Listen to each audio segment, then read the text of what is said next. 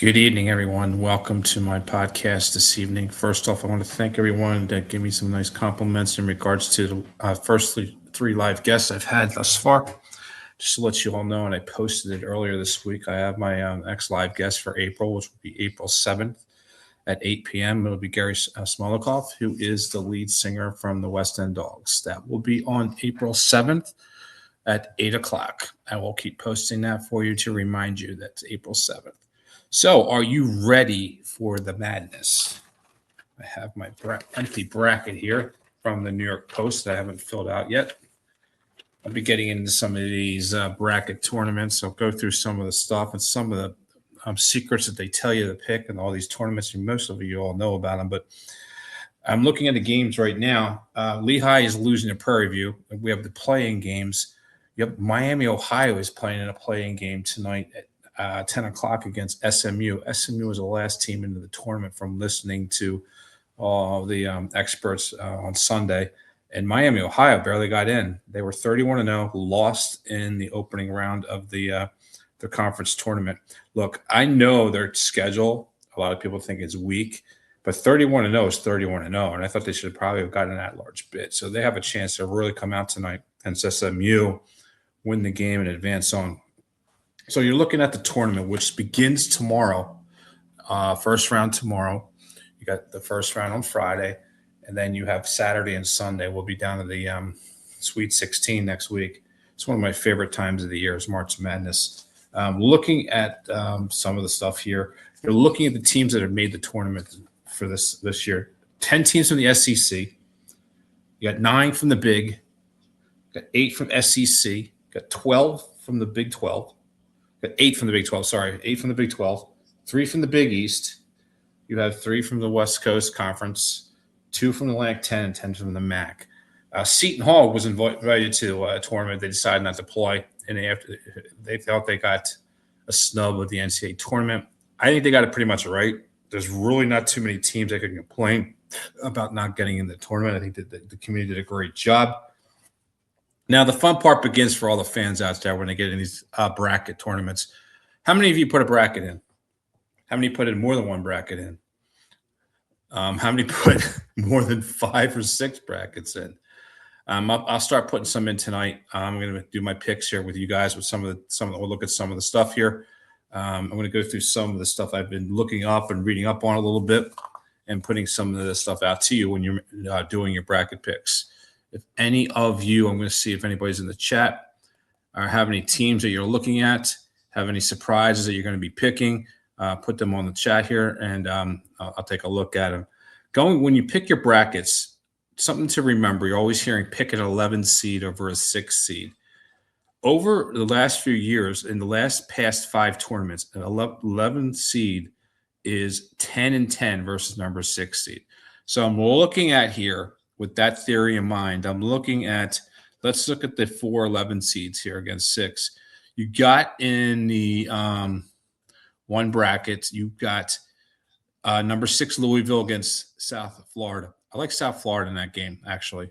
South Florida's 11, Louisville is 6. That's in the East bracket. In the South, the 6th seed, you have North Carolina against 11 VCU. I like VCU. That's Phil Martelli's kid. Who's the head coach of VCU. I like those 2 11s.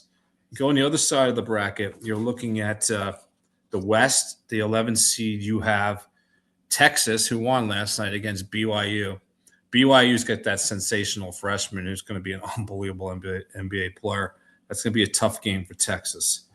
The other 11-6 matchup in the Midwest, you have the winner of Miami, Ohio, SMU will be the 11th seed against Tennessee. So I think on the one side of the bracket going right now, the 2 11s that I like is South Florida and VCU. Now, that being said, the past 2 national champions, UConn and Florida, won NCAA titles after winning their conference tournament. They're basically the exception to the rule. Just 4 of the past 10 champions have won their conference tournament, just 18 of 40 since the tournament expanded to 64 teams. So not necessarily winning your conference tournament means you're going to win the NCAA championship is what that stat is. Also to look at, number 2 seeds are not a sure thing to make the second weekend. You want to look at a 7-10 matchup. That 10 seed sometimes wins and beats that number 2 seed. So if you're going to look at a 10 seed, and I think this tournament's going to run chalk, and what that means is the favored teams are going to run through this bracket. It's my opinion. Are there going to be upsets? Yes. Are there going to be a lot? That's the big question. And you always hear the 11-6, 12-5, 10-7. And there's always usually one team that gets to the Sweet 16, even the Elite Eight. Can you find that one team in this bracket? I'm going to look at the 10 seed here in a lot of these brackets. Let's look at the 4 10 seeds in each region. You got UCF in the East. They're playing UCLA, which is a 7 seed. You got St. Mary's, number 7, from out west, playing Texas A&M. Actually, like St. Mary's in that game. On the other side of the bracket, you have a 10 seed Missouri against Miami of Florida. And the other 10 I'm going to tell people that you might want to look at here is Santa Clara. They are taking on Kentucky. Kentucky is 21-13. I realize Kentucky spent an awful lot of money in the NIL. They spent like $21 million, and they're 21-13. I like Santa Clara in that game. I think they could be the 10 seed that goes to the 32. Now, you're looking at the 2 seeds. You can put the 2 seeds to the next round. I'm going to show you percentages in a little bit. You're looking at the 2 seeds here in each bracket. Houston's a 2 seed in the South. You've got UConn, a 2 seed in the East. You've got Purdue. Keep an eye on Purdue. Good head coach, good guard. What you want to look at in this tournament is teams that have experience, have a good head coach, and have good guards. Something to look at when you're doing your brackets. And the other 2 seed is Iowa State. There's another good team. Iowa State is really good. Really, really, really good. So when you're picking your thing, it's something to remember in March Madness. Analyze the top teams, who you think the top teams are. You basically go through the bracket. The one's going to win number 1. Usually the ones are going to get to the Sweet 16, generally thinking here, looking at the bracket. I put them across the board here, okay? Trust the top seeds. In 2025, all 4 of the number 1 seeds made the Final Four. That was a rarity. That doesn't always happen. So I'm going to give you some numbers when you're picking these brackets of something you might want to think about when you're filling out your brackets. Focus the upsets you want to focus on. If you're looking at the total picture here and you're taking your bracket that I got out of the paper here, the upsets you want to look at, you want to pick a 10 over a 7, 11 over a 6, and a 12 over a 5. You see those all throughout every tournament. It happens. Also to look at key 2026 contenders, Arizona is favored in the West. I have Arizona going straight through to the Elite Eight. They got a good ride in the West there. They're a good team. I've watched them play this year. They're really, really, really, really, really good. So that's a team to keep an eye on as well. Watching out for sleepers. Potential bracket busters. Watch out. A team I'm going to put out there. They got off to an unbelievable start, right? And I don't know what happened after that. There were rumors, and when you hear rumors of your coach possibly leaving and going to another program, players start, thinking things. Keep an eye on St. Louis. Look at who they're playing here. St. Louis. Let's see who they got here. The bracket they're playing Georgia in the first round. They are St. Louis a 9 seed, so they're in the 9-8 thing in the 9-8 matchup where the winner of that will take on Michigan, who's playing Howard, who won last night in the play-in. And Howard's got no shot. Michigan's going to absolutely smoke them. If you're looking at the strategy of going into this, picking your bracket, I said it earlier, go chalk. I don't think there's going to be too many upsets here. I'm looking at the top 4 seeds. I see the top 4 seeds going to the Sweet 16. If there's going to be a 4 seed that's possibly going to go down, let's see what we got here. We got Duke, Florida, Arizona, and Michigan are number 1 seeds. You got your 2 seeds. You got Houston at 2. You've got UConn at 2. You've got Purdue at 2. Iowa State at 2. I see them going through. Let's see the 3 seeds here. Three seed. Let's go to the bracket here. We got Michigan State. Keep an eye on Michigan State in the East. You've got the other 3 seeds. You've got Illinois playing Penn. Tough matchup for Penn. Other 3 seed you have Gonzaga against Kennesaw State. Gonzaga's 30-3. Well coached. They're year in and year out. Gonzaga's a horse. They're a team to keep an eye on. They're just so well coached. You could never go against Gonzaga. The other 3 seed is Virginia. Virginia's been playing really, really well. I'm going to put a check mark by Virginia because the teams I've mentioned so far, Virginia is really good. They're well coached. Could they get knocked off? I could see them getting knocked off possibly in the next round. I could see that. Who they get there, it's going to be the Tennessee or Miami, Ohio. So Virginia is question mark there. Let's look at the 4 seeds. Number 4 in the East, you have Kansas, you have Nebraska, you have Arkansas, and you have Alabama. Who could get knocked off? Some people have Alabama going for. I could see Alabama getting knocked off. I could also see I like Arkansas as well. I like Arkansas. I can see Nebraska. Nebraska got off to an incredible start.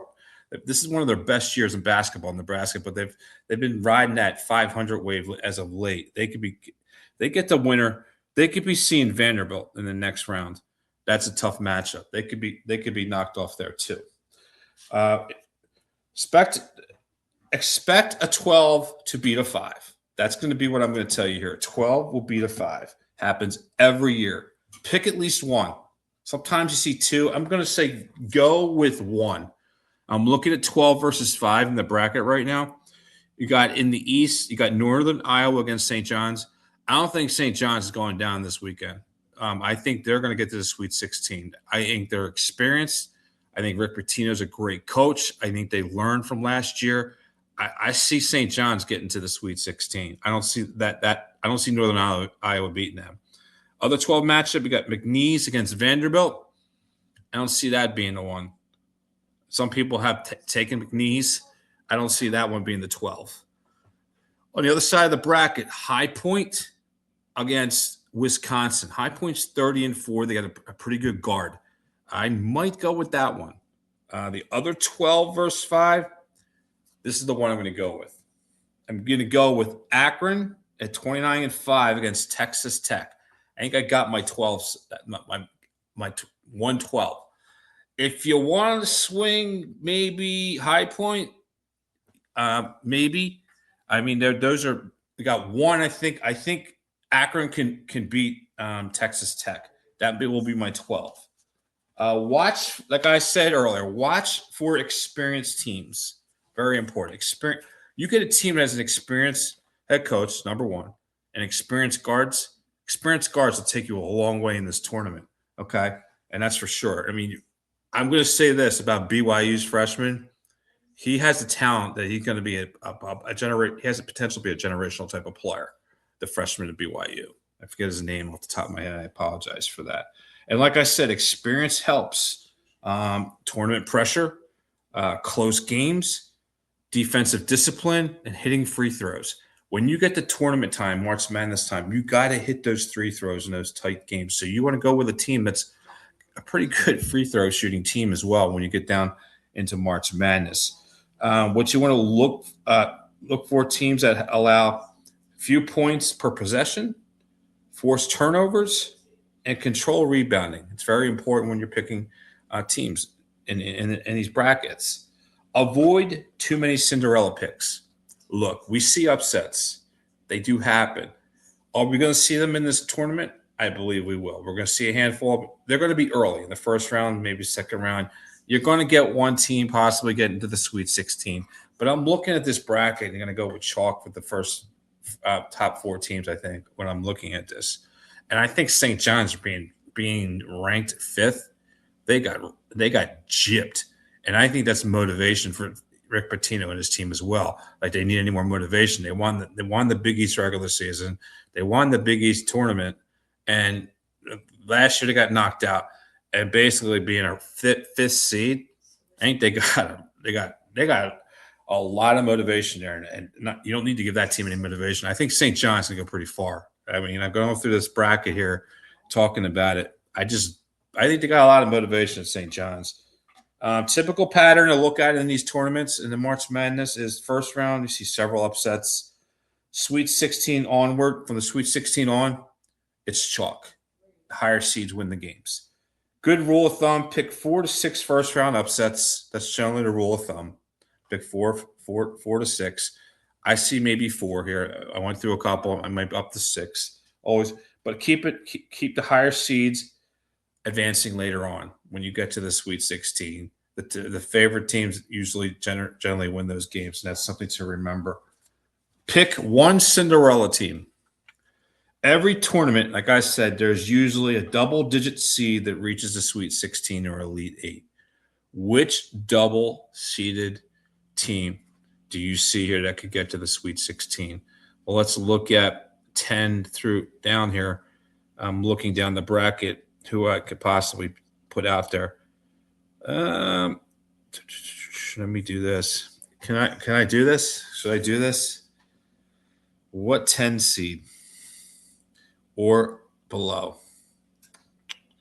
Can I give you 1? Maybe 2? I'm going to say this. Excuse me. I'm going to go VCU. If I'm going to pick a team, 10 or lower, they're 11 seed. They're playing North Carolina. I think they can beat North Carolina. Then they get the winner, Illinois and Penn.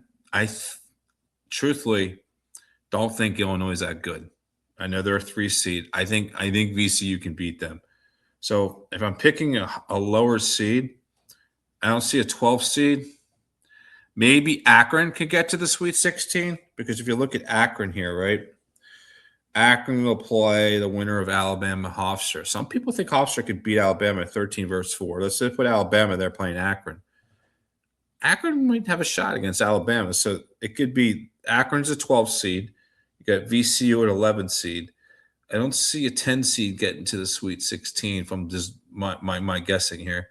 10 seed.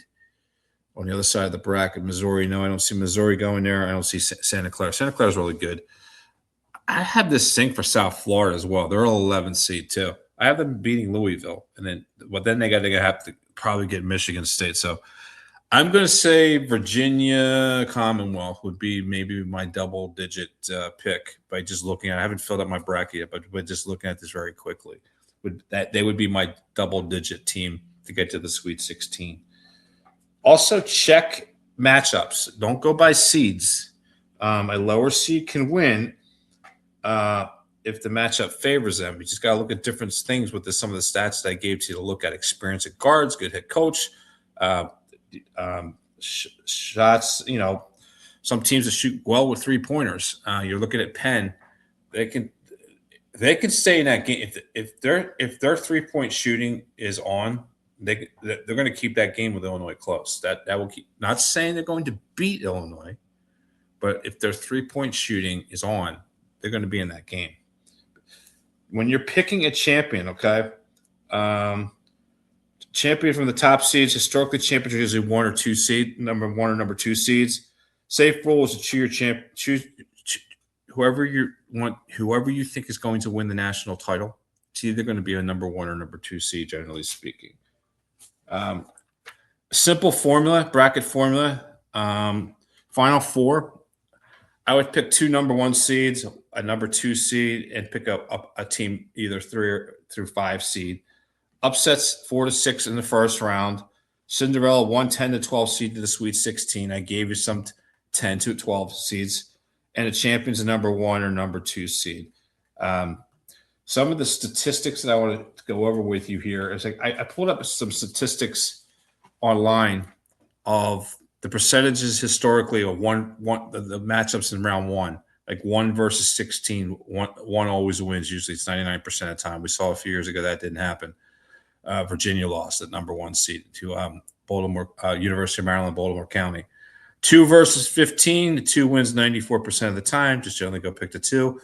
3 versus 14. The 3 wins 85% of the time. Usually pick the number 3. 4 versus 13. The 4 wins 79% of the time. Mostly pick number 4. 5 versus 12. This is where it gets interesting. 5 versus 12. The 5 wins 65% of the time. Pick 1 or 2 number 12 seeds is what they tell you when I pulled up this number. 6 versus 11. 6 wins 63% of the time. Pick 1. 11 upset. 7 versus 10. 7 wins 60% of the time. Rule of thumb there is a toss-up. 8 versus 9. 8 wins 50% of the time. So you usually see the 9s and 8s. They rotate, flip a coin, basically, almost is what they say. Sweet 16, favorite top seeds, about 70 to 75% of Sweet 16 teams are seeded 1 through 4.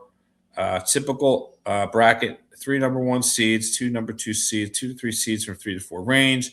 Avoid too many double-digit seeds when you're picking. Like I said, pick if you have a Cinderella team, like I said, anywhere from seed 10 to 12.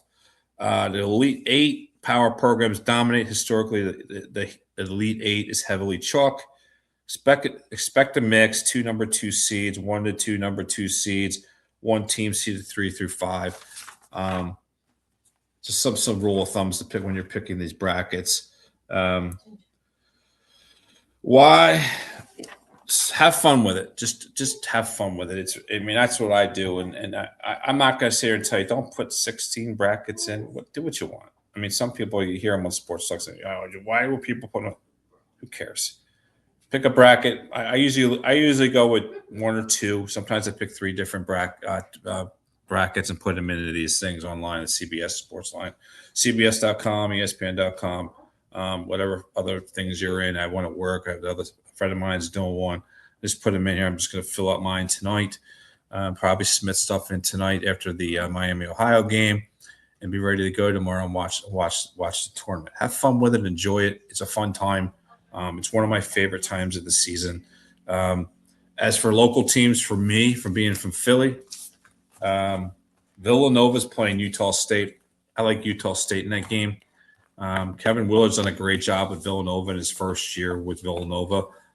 Usually when a head coach comes on board with a program, I'm about giving that head coach 3 years to get himself together with getting recruits in and everything else. Villanova's now got to compete with the NIL. I don't know how much money Villanova is getting with the NIL and going out and getting players, or if Willard's got to do it the old-fashioned way by recruiting and maybe getting transfers somehow, getting a little bit of NIL money. Kind of a tough thing Villanova's got to deal with. Probably why one of the reasons Jay Wright left, he probably saw this coming with NILs. That's probably why Nick Saban left college football at Alabama. He saw it coming too. Let's look at this going into tomorrow. I pulled some of the lines out, point spreads out for the opening round. Let's take a look at this. Usually this gives me a little direction too when I see the point spreads. To get the lines for the women's tournament too.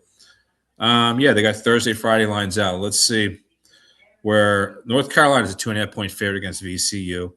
Let's see some of these upsets here possibly. Let's see. We've got UCLA's at 5.5 against Central Florida. Sixers fans, head coach of Central Florida is Johnny Dawkins. He used to play at Duke, played with the Sixers. He's the head coach of Central Florida. St. John's is a 10.5-point favorite against Northern Iowa. Villanova is a 1.5-point underdog to Utah State. Let's see here. Akron's an 8.5 underdog to Texas. I like Akron in that game. Santa Clara is a 3.5-point underdog to Kentucky. Like Santa Clara there. Illinois is a 24.5-point favorite against the University of Pennsylvania. I think it's one and done for Penn. What else we got here? VCU is a 2.5-point underdog to North Carolina. I'm hearing North Carolina could be looking for a new head coach. So that if North Carolina loses to VCU, you can probably mark that down that they're going to Hubert Davis will be gone as a head coach in North Carolina. What else we have here? South Florida is a 5.5-point underdog to Louisville. I actually like South Florida in that game. Let's take a look at I'm going to check the score of the playing game between Prairie View and Lehigh. I think that one's over, and we have one more left with SMU and Miami of Ohio. Let me check it on my phone here and check out the score. Let's see what we got here. Lehigh up in Bethlehem. Yeah, we have a final score. Lehigh went down. Prairie View won 67-55.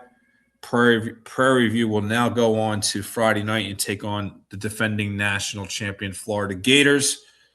So we have one more playing game tonight. That would be SMU and Miami, Ohio. Miami, Ohio's got a lot to prove.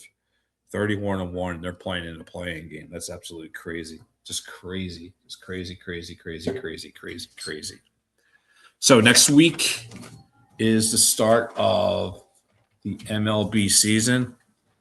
Anybody watch that game last night in the World Baseball Classic game last night between the United States and Venezuela? You know, it amazes me how the United States sports talk show hosts minimize that game and make fun of the people that really enjoy that.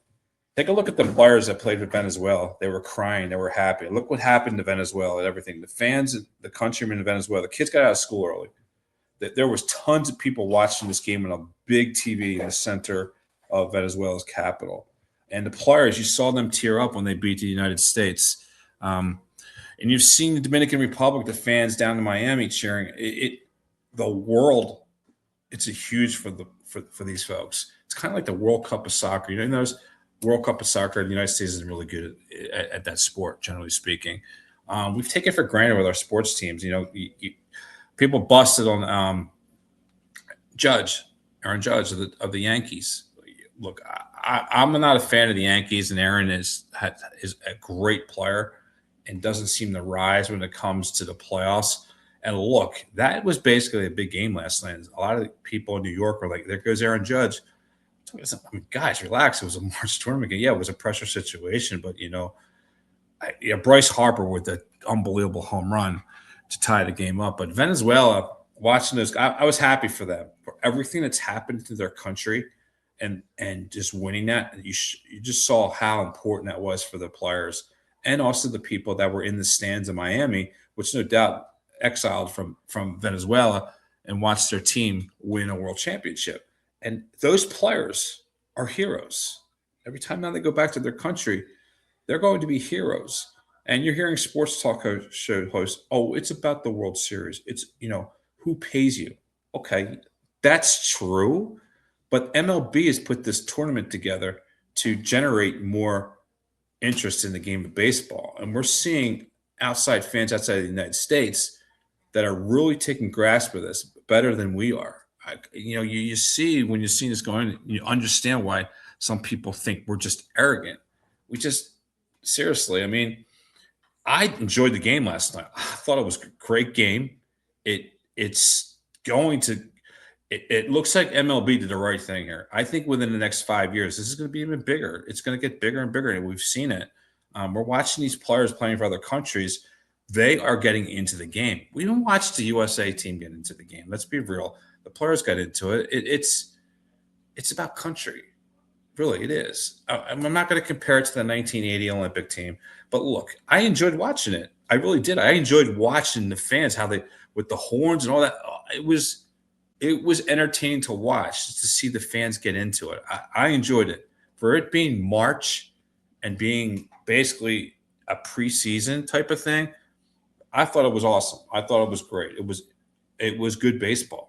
I mean, this, even for March, it was good baseball. Hey, you may not agree, but I enjoyed it. I mean, it's different strokes for different folks, but that's just me. So we are coming to also the end of the NHL season and the NBA season. So now we get to look at the playoffs. I'm going to give you my MLB picks after I go through the playoffs coming up. Flyers are on the outside looking in the East. They have 74 points. The last wild card spot in the East is the Red Wings. Okay, and they are Flyers. They're above 500, but I don't think they're going to make the playoffs. If the playoffs were started tonight, you'd have the Sabres playing the Bruins in the East, the Lightning playing the Canadiens, Hurricanes playing the Red Wings, Penguins and the Islanders. You notice something in the East that's not there? The Florida Panthers, the two-time defending Stanley Cup champions. They're not going to make the playoffs. But Tampa's there. Just realize that over the last 4 years, you've either had Tampa or Florida win the Stanley Cup. In the West, you got the Avalanche against the Kraken, Stars against the Wild, Ducks against the Utah Mammoth. You have the Oilers. This would be a great first round matchup. The Oilers against the Vegas Golden Knights. And you got the outside looking in. You got the Kings are sitting there on the outside, and the Sharks, which that last playoff spot in the West isn't wrapped up yet. And the Blue Jackets are on the tail in the East of the last wild card spot with the Red Wings. So I believe there's 12 games left in the NHL season. If I'm correct on that, not positive. Let's look at the NBA if the season ended tonight. NBA has these playing games. If you had in the East, Detroit's number 1. The 8th seed is the winner of the 9-10 game against the loser of the 7-8 game, gets the 8th seed. And the 2 seed right now is the Celtics, who have had a great year without their best player who just came back. The 7th seed you have is the winner of the 7 versus 8 matchup. So then you have the 4 seed is Cleveland against Toronto if the playoffs were tonight. The Knicks against Orlando. You then would have right now the 76ers are number 9. The Hornets are 10. The Heat are 7, and the Hawks are 8. So those 4 teams would be playing in the Eastern playing games to decide who gets into the eight teams in the next round of the playoffs. In the West, you've got the Thunder number 1, who are the defending NBA champions. The 8th seed will come out from the 9-10 winner, the loser 7-8. Number 2 seed is the Spurs. They'll take on the 7th seed, who is would be the winner of the 7-8 matchup. The ninth team in the West is Golden State. 10 is the Trailblazers. The 7th seed is the Phoenix Suns. The 8th seed is the LA Clippers. The 4th seed in the West is the Rockets. 5th seed is the Nuggets. That would be an interesting matchup, the Rockets and the Nuggets. 3 seed is the Lakers against the Timberwolves. And I said the Spurs is the number 2 seed. Watch the Spurs in the playoffs. They're a young team just like the defending NBA champion Oklahoma City Thunder. Both teams have unbelievable amount of draft picks coming in the future. San Antonio has owned basically Oklahoma City this year during the regular season. Played them in the Cup as well. Understand this playoffs are a whole different ball of wax when it comes down to the playoffs. The regular season doesn't mean anything. But keep an eye on San Antonio. They're a good young team, and keep an eye on them if they happen to take Oklahoma City in the playoffs. That would be an interesting playoff series. So, like I said, the baseball season starts next week. Thursday, the Phillies home opener. They open against the Texas Rangers. Went through some things here in regards to who I think is going to win the divisions and playoff matchups, and I also picked who I think will win the World Series. Let me go through these. I'm going to start with the American League, my predictions of the AL East. I'll also tell you the prediction order, and I'll also give you the wild card teams for each league. In the AL East, defending American League pennant winners, the Toronto Blue Jays. I have them winning the AL East. Second, I have the Yankees. Third, I have the Red Sox. Fourth, I have the Orioles. 5, I have the Rays. AL Central, I got the Tigers at 1, Guardians 2, Royals 3, White Sox 4. Got the Twins 5. AL West, I got the Mariners. Keep an eye on the Mariners. They have a lot of talent. If anybody could knock off Toronto, it may be the Mariners. 2, Houston. 3, the Rangers. 4, the Las Vegas A's. So, do we call them the Las Vegas A's or the A's or Sacramento? I know they're playing in Sacramento the next 4 years. They signed a contract until their stadium is built in Las Vegas. I think they're just called the A's right now until they get out to Vegas. In the NL, I got the NL East. I got the Braves winning. Last year was just a bad year for Atlanta. They're usually in the hunt every year. I can't go against them this year. They had a lot of injuries. They're well managed. They got good pitching, and they got a good farm system and a great organization. I got them winning the NL East. Second, I have the Mets. This is when all my friends back home in Philly are going to like scream their mind bloody murder at me. Look, I'm not a homer. I want my teams to win, but I'm picking. I try to not be a homer. I think the Phillies finished third in the NL East. Hope I'm wrong. Marlins 4, 5 the Nationals. NL Central, like the Cubs 1, Brewers 2, Reds 3, Pirates 4. Keep an eye on the Reds and the Pirates, especially the Pirates. Pirates picked up some players during the offseason. You're talking about a team that's in a small market city of Pittsburgh, but keep an eye on them. I'm not saying they're making the playoffs, but they're not going to be a doormat. You got the Cardinals last in the NL Central. What has happened with that organization is I don't know. NL West, I got the Dodgers number 1. I got the Padres 2, Diamondbacks 3, Giants 4, Rockies ending in last place in that division in the NL West. My playoff teams, I've got the Blue Jays, Tigers, Mariners as the 3 division winners. My wild card teams in the AL, I've got the Yankees and Red Sox. You're going to have 3 teams in the AL East in the playoffs. I have the Houston Astros getting the other wild card spot. In the National League, you got the Braves, Cubs, Dodgers winning their division. I got the Mets and Brewers getting the wild card. And the last wild card is going to come down to 3 teams. It's going to be the Phillies, Reds, and Padres. If everything falls into place for the Phillies and they get stuff from Crawford and the pitching comes together, I think the Phillies can get the last wild card spot. And you just got to make sure the manager doesn't just totally follow by the analytics.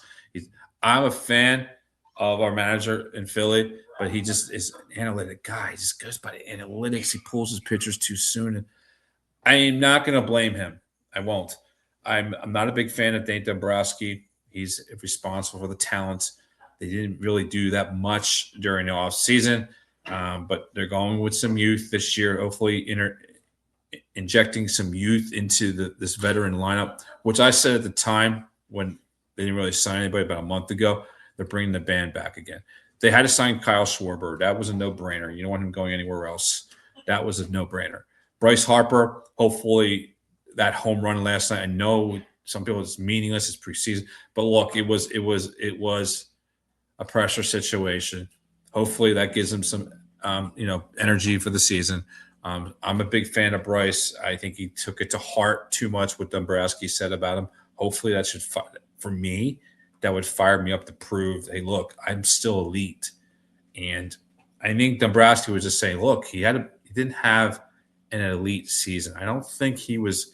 I think Bryce took it too personal. And look, they said they worked it out. That should light a fire underneath Bryce's rear end to make him an elite player again. You were signed elite money, so be an elite player. The whole point of you coming to Philadelphia was to get the Phillies to the World Series, and you did do that in 2022 with an unbelievable home run that put the Phillies into the World Series after beating the Padres in that LCS Championship Series. Last night, that was a pressure situation. Tied the game up against Venezuela. Don't know about the bat flipping. Whatever. Some people are like, what did he do? Guy was excited. Come on. He was excited. He hit a home run to tie the game. It was in a pressure situation. And you saw what Aaron Judge did afterwards. A lot of New York fans were like, well, you should – the pressure was off you. You could have come up there and hit a home run yourself. Aaron Judge, New York fans are just so tough, man. They are just so tough. I listen to sports talk in New York all the time, and just put Aaron Judge on my team. Every time he comes up, he can hit a home run. He's one of the best hitters in the league. Think about this realistically, fans. Think about this. In baseball, you fail just about 70% of the time. Think about it. 300 average, 350, 340, 330 is considered an excellent batting average. So that's telling you that you're failing. A player is failing at least 6 times they're at bat. And I've seen Judge get on rolls. Have I seen him in playoffs choke? Yeah, I have. I have, but think about it logically here. How successful are these guys? They fail more than they're successful. Just look at the numbers. They fail more than they're successful. Like I said, they fail 70% of the time. The batting averages aren't the same as the old days. Think about it. Trey Turner led the National League in batting last year with a 301 batting average. That's crazy. Think about growing up, and I sound like my dad. No, I didn't walk 10 miles in the snow to school either. Think about back in the day, all the players that hit over 300, 350 or 340 or 360. George Brett, Rod Carew. Think about the number of players that were over 300. What is taking course in sports today, which drives me absolutely insane, and baseball has, is analytics. There's this launch angle, speed of the ball getting out of the park. These guys are about hitting home runs. Get up there and hit the ball. Small ball. Advance the runners. Score runs. We seem to forget about that, and analytics have taken control of sports. It drives me insane. Drives me bonkers with analytics. I'm about small ball, getting runners over, scoring runs, and especially playoff time. Think about it when it comes playoff time. Pitching wins, right? Defense wins. You generate scoring runs. It's hard to score runs in the playoffs. So bunting players over, hitting the ball for example, you're a right-handed batter. You got a runner at second base, hitting the ball on the right side of the infield, hitting a fly ball to advance the run, or hitting a fly ball to score a runner from third base. To me, I get analytics in some ways, but it shouldn't be everything. You should have the manager should have a feel of the game of when he decides on what he wants to do. Just going by numbers all the time, it's not the feel of the game. It's not the feel of the game. Small ball still wins, especially when playoffs roll around. Small ball could really be the difference in a tight game. We've seen that with the Phillies over the past few years of situations where you're like, wait a second, why didn't you bunt there? And you're like, what were you thinking? It's not the player. They're giving numbers by the analytic department of what they need to do, and it's just analytics just drive me crazy, just drive me nuts. So one more thing. So I prepared for this. I had a little stuff written down. I was looking this week, and it's not too soon. I know soon. God, George, we're not out of winter yet. We didn't even have spring or summer. They already brought out the DraftKings and FanDuel favorites for college football, and I'm looking at some of the numbers here. I don't see Penn State on any of the list except in FanDuel number 21 with their new head coach. The defending national champion Indiana Hoosiers in DraftKings is plus 700. Ohio State's plus 700. FanDuel are 13-2. Notre Dame seems to be a lot of people's pick. DraftKings has them at plus 750. In FanDuel, 13-2. They're number 2. Notre Dame has got a lot to prove. They're going to come out for bear this year after feeling like they got hosed and not making the playoffs last year, and they decided not to play in a bowl game. I'm not a Notre Dame fan, never have been. I think their head coach is excellent, but I have to be real here. Keep an eye on Notre Dame. They're out for blood. They are out to prove a point that they got ripped off last year, not making the playoffs. And the team that a lot of people thought shouldn't have been there, right, was Miami. And look how far Miami went. They went to the national championship game, and think about it. When they got their second loss, at that point during the season, it was early, and everyone goes, they got no shot. And they just worked their way up. They didn't even win. They didn't even win their conference championship game. They barely got in the playoffs. And we saw during the playoffs, if anybody should be maybe not into the that playoffs, was Alabama. Miami proved that they belong. They almost didn't make it in, and they got hot at the right time. Not too soon to look at college football. I know we're not in spring yet, but the April 7th, I believe the NIL offers can be accepted by these players. So that'll be an interesting date to see for college football. Also, a month from now, I believe, exactly a month from now, I think it's April 23rd is the NFL draft. Eagles made a trade today for a 7th-round pick. They got Andy Dalton from Carolina. This will be his 7th NFL team. Just an experienced backup. That's what they got. Should be interesting what happens further with the Eagles. Any trades, draft picks. I got to say this to my Giant friends out there, and I'm going to say this about the Jets too. Giants are on their way back, man. I think they win the NFC East, and trust me, it's hard for me to say that. I think it's going to be tough this year for Philly. I think Philly's on a rebuild year. I think about it. Their offensive line is aged. They got to rebuild again. Hopefully, this draft is huge for the Eagles. Giants got a top pick in the draft. John Harbaugh, new head coach. Guy can coach. He's proven himself in the NFL. I think the Giants got themselves a real head coach. The Jets, right direction. They've got picks. They've gotten rid of high salary players. Frank Reich is their offensive coordinator. I think they're going to ride the ship with a quarterback this year. I don't think they're going to draft a quarterback in the first round, nor should they. I think they should just ride with a quarterback this year and see what happens. I think it's important that the Jets win as many games as possible, because if they don't, the head coach is gone. But I think both teams in New York are going in the right direction. So I have to be real here, guys. I know I'm a Philly guy, but, I have a lot of Giant friends out there and Jet friends. Your teams are on the right path. Now, the question to all you guys is this. Which New York team is going to end this championship drought? Who will it be? Who will it be? I don't think it's going to be the New York Knicks. And I just fired up a whole mess of people right now with that. 3 guys from Villanova there. I think Brunson said it about a month ago. There's something missing. And that's your best player saying that. And I think I'm thinking Boston, come playoff time, they got their best player back. They stay tough. They're number 2 in the East. Don't sleep on Cleveland. And Detroit has been from beginning to end probably the best team in the East. So the playoffs should be very interesting. Even though the Sixers, they're not going to do anything. The owner needs to sell. We need to get rid of the president of basketball operations. Get 2 young good guards who are just going to they need new direction.